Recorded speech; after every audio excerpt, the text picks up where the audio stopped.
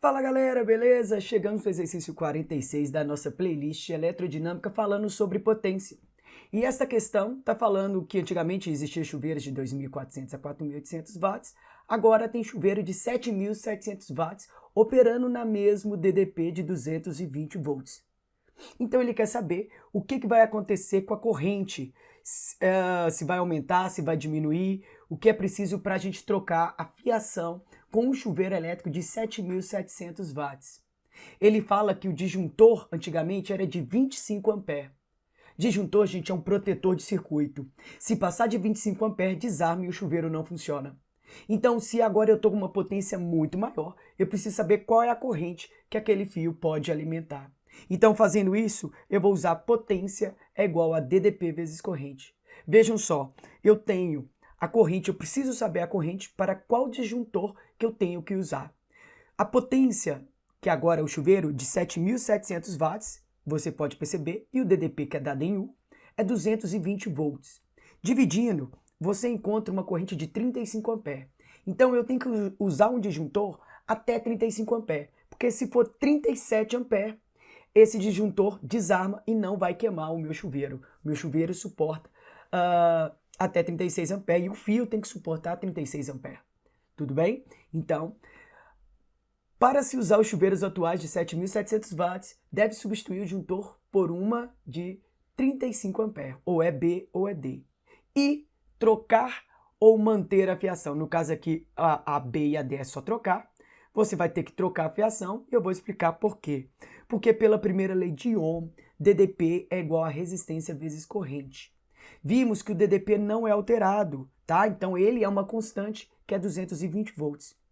Quando você tem uma equação que há uma constante que é o DDP, você pode comparar as outras variáveis. Se o igual estiver no meio, preste bastante atenção, o igual está no meio, o I e a resistência estão em linhas diferentes, eles são inversamente proporcionais.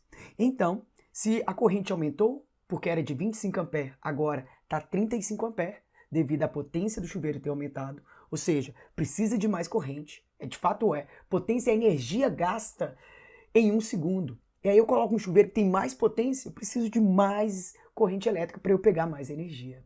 Então a energia aumentou, a corrente elétrica aumentou, logo a resistência diminui. É necessário então eu ter uma resistência pequena para que eu possa ter mais corrente. Então é necessário trocar a minha fiação. E o que eu tenho que fazer para ter uma resistência pequena, para ter uma fiação?